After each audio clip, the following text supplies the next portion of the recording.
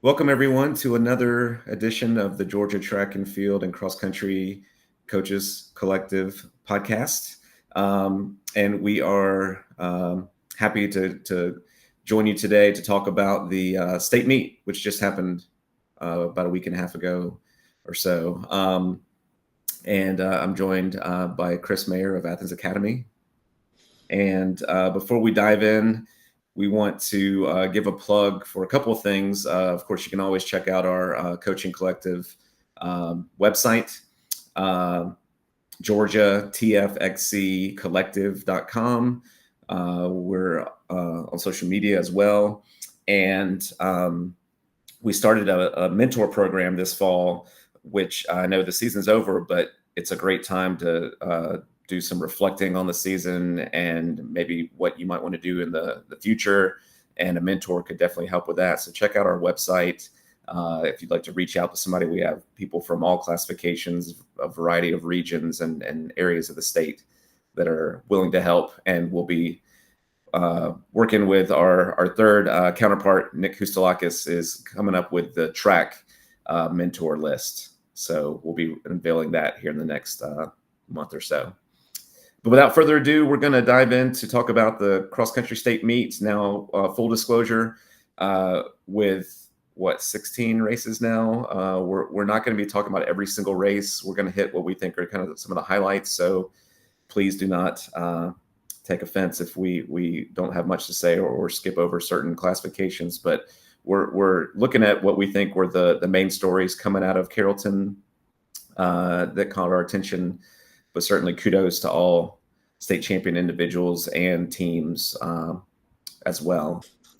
All right, so we are going to start with 5A girls. We're going to kind of bounce around a little bit, but we'll start with the 5A. And the 5A girls conversation has to start with the dominance of the Pope girls. 35 points for them, just a crazy low score in one of the higher classifications. They had 1, 3, 4, 5, and 24. So, putting 5 in the top 24 is outstanding. But then when you think about their 4 being in the top 5, that's shades of Collins Hill back in the day. Collins Hill girls. You said that. And I think they put 5 in the top 10, maybe. It's not a surprising performance based on what they've done all season. But what Kathy Monk has been doing with some of her girls' teams in recent years is nothing short of outstanding. And this team has kind of been in the works for a hot minute, and they're really performing just really well. And I think they are. You mentioned the Collins Hill era, back in the early 2000s. And they're going to go up to Nike Southeast, and I think this team can do it. That'd be awesome. I hope so. I mean, yeah, like you said, kudos to Coach Monk. It's one thing to be the favorite all year long. They won last year, and you come back and you're the favorite again. But it's another thing to hold it together, to stay healthy, to keep performing well throughout the season, and then to lay down an amazing performance at the state meet. All kudos to them. On the boys' side, what a day by Creekview overall as a school. But the boys, we'll mention them first, of course. Them getting the victory. They were the favorite. They came in. They took care of business. But then the girls getting third. Both getting on the podium. And for the girls, I just had my heart went out to them as well after the tragic loss of Caitlin Dollar this summer. So I'm really glad that they were able to have some success and have a great season. I'm sure with some extra motivation. Absolutely, you got to know that Caitlin was probably on their mind a lot. As they were putting in the hard work once the season got going, and race by race, week by week, and then finally at the state meet, trying to just think about her for a little extra motivation. Mm-hmm. Yeah, so congratulations to Creekview overall. Single A Division I, no surprise here. Bleckley County once again dominating. Kudos to Coach Cranford and his body of work is just amazing. We've had him on the podcast and talked to him about creating a culture of excellence with cross country and track, but distance running in general, in a place in the state that wasn't always the case. So he continues that trend for sure. And they're as many years as they've had got new experience success. They're really kind of going through a dynasty type of era on both the guys and girls side. I mean, both teams are fairly young. The girls putting 5 in the top 7 is insane. Looking at the times that you can talk about the classification size or whatever all you want. They put 5 girls under 21 minutes at Carrollton, and 4 of those 5 are returning. That's going to be competitive anywhere that they go and race. And then the boys have some youth. They were led by a couple of seniors, but they've got some returning runners with some potential coming back. And then I think I saw that they had a 7th grader run a 3,200 meter time trial in like 10:16. So be on the lookout for that young man in a couple of years. Well, he'll make some noise probably on the middle school scene this year and next, but a couple of years from now, he'll be helping out that high school squad. Wow. But yeah, sweeping the boys and girls state championships. Congratulations to Bleckley County. Fannin County had a runner-up finish for the boys, and girls were 3rd. And a shout out to coaches Lucas and Miranda Roof, who have been guests on the podcast. Congratulations to them. And from Jeff Davis, Coach Will Wood, getting both boys and girls on the podium as well. Just some outstanding performances by all those programs at the state meet. I could be wrong, but I think Fannin has been on the bubble for a trophy a few years running now, and I can't remember if they've snagged one in recent years or if they've always kind of been just outside of that mix. But you can maybe correct me since you just had them on the. No, I think you're right. I think because I briefly saw Coach Lucas Roof at state, and he was super excited. He told me awesome. They had just gotten state runner-up, and long time coming. Yeah, he was very excited for sure. All right, Single A Division II, Avery Lowen. What can you say? But just an incredible performance. 16:56, and I didn't know the specifics of this until I saw it on social media, but she would have been 22nd in the 6A boys race. Now I know different times, different conditions, but still that is crazy. That's an insane stat. Yes. What we're watching her do is extremely impressive. I think she's got a good, she interviews really well. She's got a good level head, which I think is something that she's bringing to the starting line with her. If you can put together a good post-race interview, you're probably pretty dang calm on the starting line. And I thought it was really smart of her to say, like, I think she's putting all of her eggs in the Nike basket. Not all of them, but she's invested in the Nike race and not going to add on an extra race with the Brooks, formerly Foot Locker, formerly whatever. I can't remember how many name changes this has, but we all know that. And maybe hoping for the golden ticket and making her way out to San Diego for that race as well. I think she'll get the golden ticket, especially if she goes out there and wins, Nike Southeast, or just qualifies again. I think, just make that the goal, get there. But exciting to see what she does with her postseason, because she's been on a tear.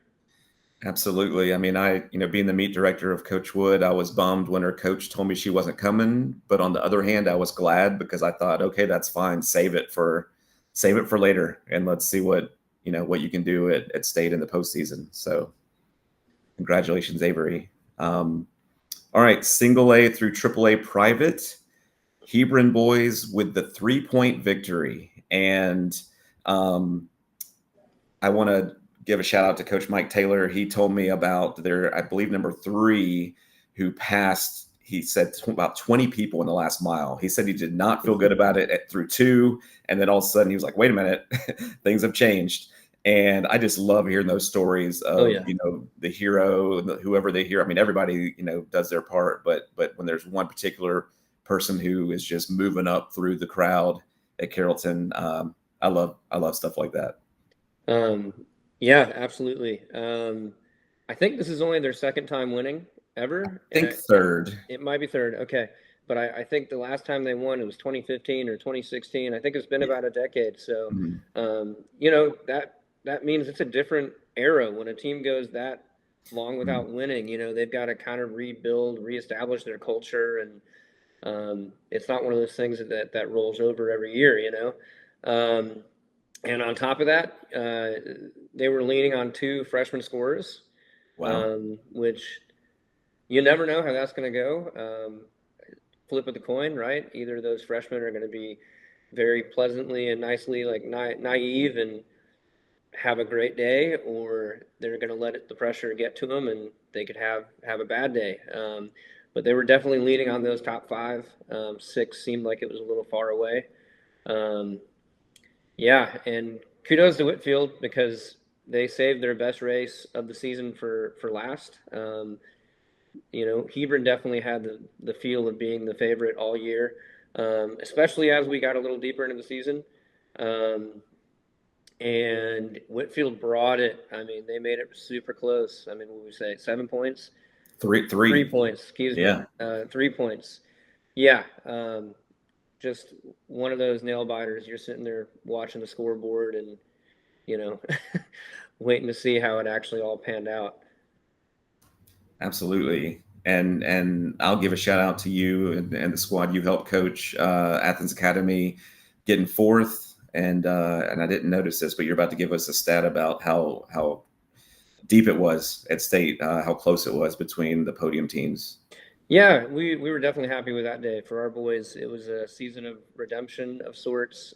We were returning all runners that were on the starting line a year ago. And yes, we had some changing in that lineup from the seven that ran a year ago and the seven that ran this year. But because we were bringing everybody back, we were like, hey, you know, 11th to 4th, we're pretty proud about there. Jeffrey Walton, our head cross country coach, he finished up his 31st season. So, yeah, with this whole single A to AAA private shift and a smaller school, to be able to slug it out with some of these other schools. And anyway, yeah, 37 points, 37 points from first to fourth. Wow. Feels like a pretty it feels like a pretty tight race. Yeah. With all teams being, you know, over 100 points. Congrats to y'all. Yeah. 11th to 4th. That's an awesome jump. That's definitely give some inspiration and maybe some hope for some other schools looking for a big jump Definitely next year.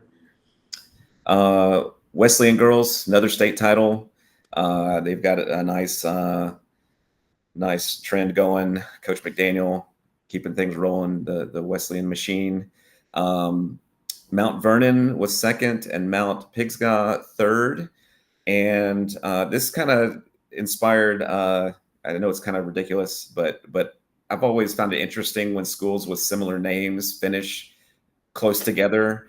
And I always thought maybe you should have a meet where, I don't know, all the schools with South in their name or North in their name, a battle, or an East versus West, or, you know, a creek, you know, Mill Creek, Creek View. There's all kinds of schools, you know, with creek in the name. I'll let you put those lists together and organize all those meets. Yeah, they should all be, you know, dual meets, and we'll just have a weekend of 75 dual meets throughout the state. How about all the academies? There we go. That would be massive, probably. Yes. There's a lot of mounts out there. But yeah, Wesleyan, you know, way to get it done. You know, Mount Vernon. There I go, messing up the mounts. Mount Vernon definitely made it look a lot closer, you know, than it really was. I know that they gave it all they had, but in the end, you know, Wesleyan's depth just was unmatched. Yes, hard to compete with a school that just seems to reload every year, for sure. Double A, we'll start with the boys, the Columbus boys, 2A state champs, and I've been around a while, so the first thing that comes to mind for me is I think they're 2000 or 99. They had a really good team. I mean, this has been a minute, so a lot of people watching this might not remember. But I remember a really stout team, and here they are taking home another championship. So kudos to them. 5 runners in the top 31 and 68 points for the victory. But congratulations to Coach Satone as well, and East Jackson taking second place in that, and just a great boys race in that AA classification. Yeah, and those Columbus teams. I mean, not only the early 2000s, but even stretching into like the 2008 to 2010 and 12. They had a front runner or two that would kind of come out of the blue, but maybe we shouldn't be so surprised by that. But I remember them having some just really impressive top dogs. Coach Sparks, who's now at North Oconee. Yeah, and I can't believe I have another name that's slipping my mind right now. But him and his brother they were a couple years apart, if I've got this right. But anyway, I think he ran like 4:12 or 4:14 or something like that in high school, and went on to run for Samford at first, and had like anyway, I'm rambling on that. But Columbus, way to go. And then also congratulations to Chase and Chandler Kennedy, who I know are helping Coach Satone, and he's loving having them there with him. Yes. Yeah. Awesome runners for him. And now, part of the staff, and they're keeping things going for sure. For the girls, Savannah Arts Academy, 7-point victory over Columbus. This was interesting. This classification had the same 4 teams podium for boys and girls, but just a different order. So for the girls, it was Savannah Arts on top, then Columbus, and East Jackson was 3rd. And I believe Union County was the 4th team in that mix. But kudos to those schools, going home, all of them with 2 trophies on the day. Make for fun bus rides home. Yes, absolutely. All right. AAA, Aaron Broderick gets the senior state title to go along with his freshman state title, leads his team to a 4-peat.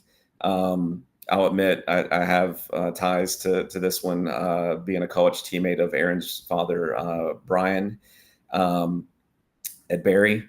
But kudos to Aaron. I know he's had quite a career, and he hasn't been without some challenges and injuries and different things coming, but to bookend his career with another state title and to lead his team to the 4th title in a row, to an already storied Oconee County program, that's an awesome way to go out. Absolutely. Rebounding, after what was definitely a struggle of a track season last year for him, and then a cross country season, I think, that started really hot and then kind of fizzled. I'm excited to see what he does. I think he's going to go to Nike as well, after his performance at Great American. I'm really hoping to see him get the job done there and punch a ticket to nationals. Yeah, he looked great at Great American, and would love to see him move on. Go out west. They had a low score of 55 points, Oconee County, for the win. North Hall was runner up. But then it was reversed for the girls. North Hall took the win, and Oconee got second. So they each got to get a championship. And then a tight battle for that 4th and final trophy. White County was 4th, 2 points over Chastity. Just another coaching shout out, Sam Borg.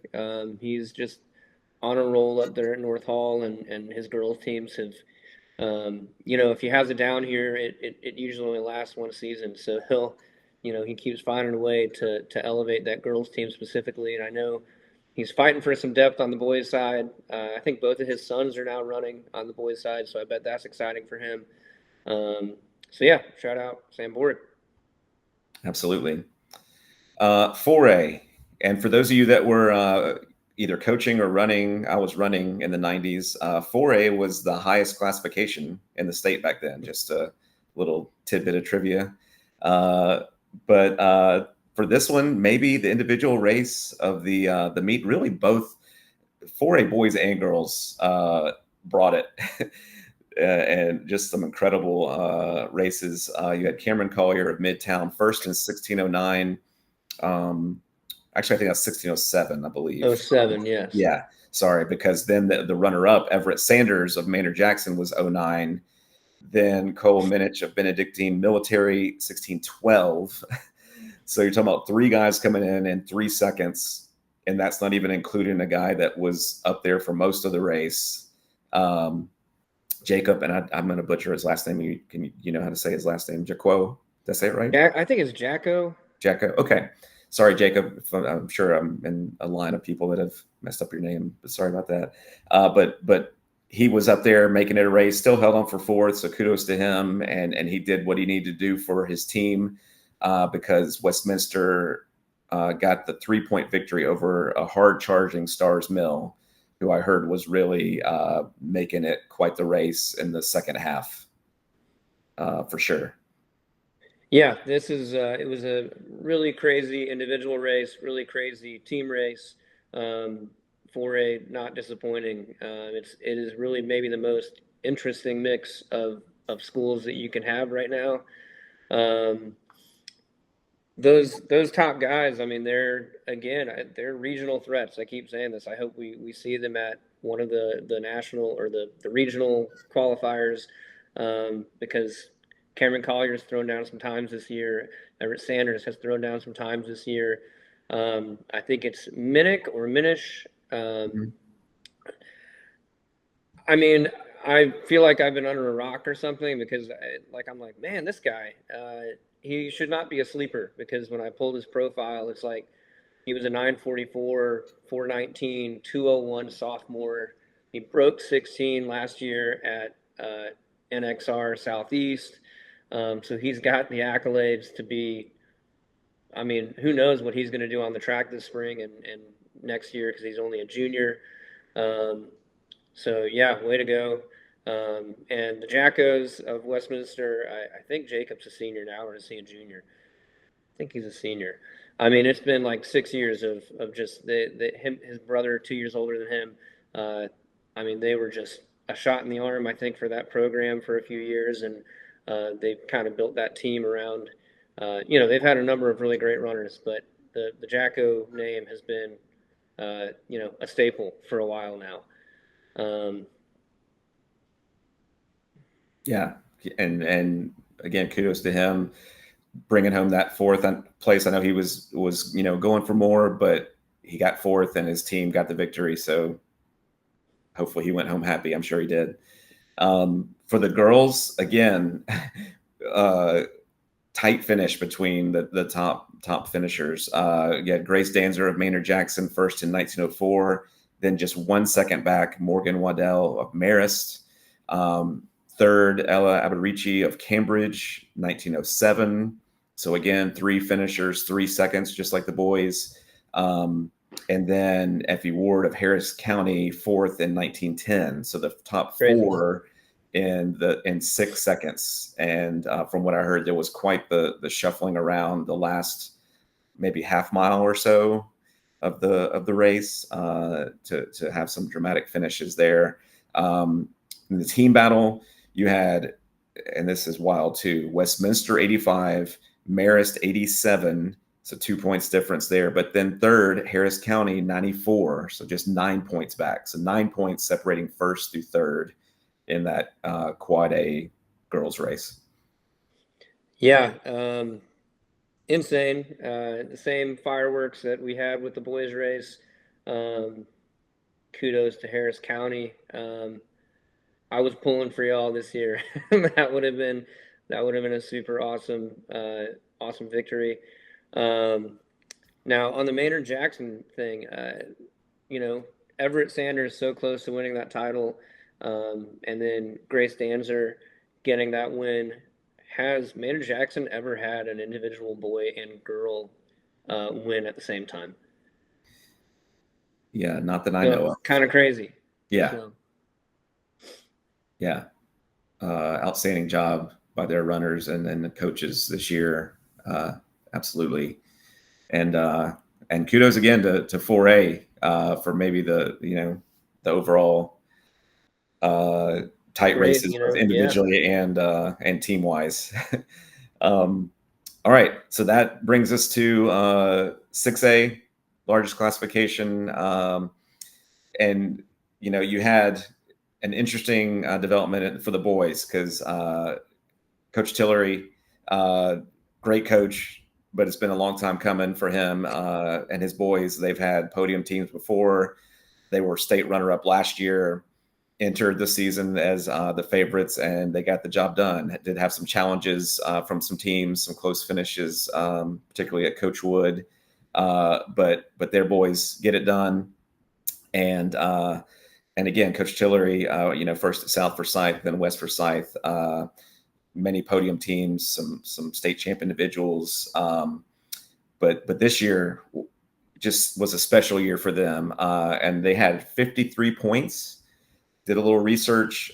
Since 2018, the lowest score was 86, and there were several years where it was over 100, and they scored 53, which is super impressive, especially in the highest classification. But not to take any credit away from Carrollton, the state runner-up. They scored 64, and in the last 7 years, all of those years, that would have been enough to win it.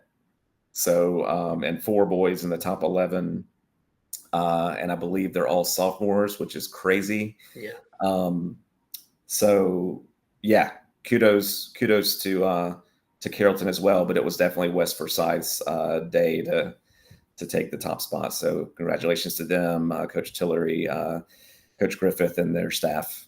Yep, I'll echo that. Super happy for my friend Coach Tillery. Super happy for Scott Griffith and his boys team. I know that it's not easy to win a state title, and sometimes you feel like it's your year and your team, and it just slips away there, at the state meet. So way to get it done, because you had to be basically perfect. They could probably look at it and say there's a spot here or there that we could have done a little better, knowing their team and knowing their runners and how the race actually played out. But I mean, you're scoring 53 in 6A, and Carrollton scoring 64 is just, outstanding. And Carrollton, yeah, you already said it, but 4 in the top 11, all those guys sophomores. I really hope that something really special is coming for you guys, because that's just a generational type of team right now. So, yeah.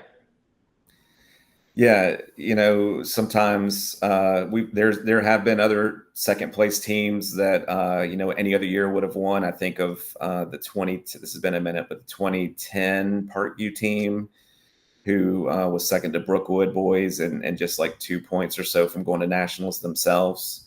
I think about I'll give a shout out to Clark Central, who I know finished second, and I know they've had several second place finishes, and I know they're hoping to move up one spot one of these days. But shout out to them for sometimes there are teams that are really happy with second place, and sometimes there are teams that are like, I wish we had just a little bit more, but still, when it's up against a team like West Forsyth or some of these really stout teams, there's no shame in finishing second to them. The individual race, Jamison Pfeiffer, Collins Hill got the win to go along with his 1600 state title from track season. And, I don't know, I didn't talk to him, but he looked like he was, he had his strategy and he knew what to do. And it was interesting seeing Dash right there with him with 400 to go. But then Jamison executed his plan, and I just don't know what you do if you're trying to beat Pfeiffer, because he ran just over 4 minutes as a junior. So if you try to push the pace, he's just got to hang with you. and you got to really get away somehow. And then if you just stay with him, how you going to outkick him? So he's that's just really tough. So he Yeah, was definitely, he's got the right stuff. yeah, You absolutely. know, the genetics are on his side. Mhm. Yeah, But kudos to not his to mom and dad undermine for passing those on. Yep. not to undermine how hard he's definitely No. worked to be where he's at. But yeah, the wheels of a low four runner. I mean, what 152 I think as well, Yeah. something like that. And sub And nine. he's a sub 9 and sub 15 guy. Yeah. So the total package seems like it's really it's all there. So you know, I've said it probably too many times, but it's pretty cool to be in a year where we have so many stout individual runners, and Jameson is maybe at the top of the totem pole in terms of a runner who should be making a cue for a national event. Um, the one performance being, you know, Aaron Broderick's race at Great American, that 14:51 was quite a statement. Um, but yeah, it's really cool to have all these kids that are, you know, representing Georgia so well. Yeah, I hope we get a race in the postseason with all of them or a majority of them, because I don't know that they were all in the same place this fall. So I'd love to see, because yeah, like you said, we've got quite a crew of boys that can do some damage on the regional scene. For the girls, the individual race was an interesting one because we were without Mary Naismith for most of the season. She debuted at Coach Wood. Look at Coach Wood and sectionals, and she was doing her normal thing of leading for most of that race until the dramatic last like 500 or so. Like I think after separation slope coming down towards the road, I remember that's when I saw Paige Comstock starting to build up a head full of steam, and she ended up running away with the win and pulled along her teammate Nora Hickerson in second, a freshman. But Mary stayed steady in third place, did what she needed to do for her team, and Marietta got their sixth in a row with a low score of 38. So Coach Coleman, Coach Gambrell, their staff, just getting the job done once again. Like we always say, Marietta doing Marietta things. I want to know where Jack keeps finding all these freshmen. um, you know, they're outstanding as freshmen, and then he's going to do something with them and make them into really outstanding sophomores, juniors, and seniors. Good for Mary for, you know, sticking it out this season, getting healthy-ish, maybe totally healthy, but I'll say healthy-ish, so that she could get out there and do her job for her team. Because without her, it wouldn't have been possible. Um, and again, that being said, Harrison, I know they gave it their all, made it an exciting race. Absolutely.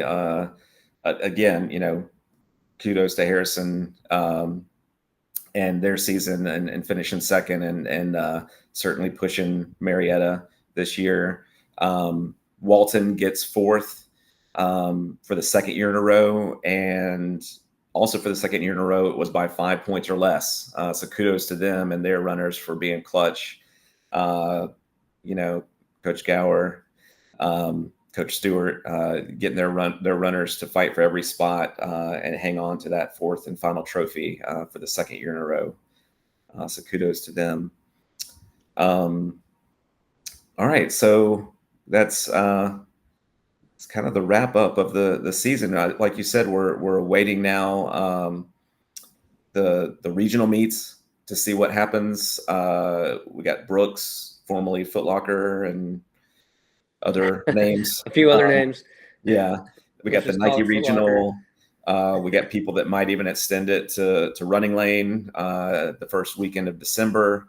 But excited to see what Georgia can do. Georgia keeps producing some great runners that can hopefully do things on the national, the regional, and national scene, and keep giving us a spotlight here in the South. Any final words on the season, Coach? Another good one in the books, folks. No, not much more to add at this point. I'm excited about those regional meets. It's a really great era for Georgia running right now, and I'm excited to watch it continue and see what all you do. If you're doing a postseason something, and gear up for some track. Absolutely, it'll be here before we know it. But I hope everybody's getting some nice downtime, both coaches and athletes, whenever they take their break. Again, please visit our website and our social media and the mentor page. If you whether you want to get some help with something, or if you'd like to be a mentor, feel free to reach out to one of us. Our emails are on the website. Or if you want to get involved with the track mentor program that Coach Hustalakis is going to be putting together, you could reach out to him as well. But thank you for tuning in. We appreciate it, and enjoy your off season, everybody.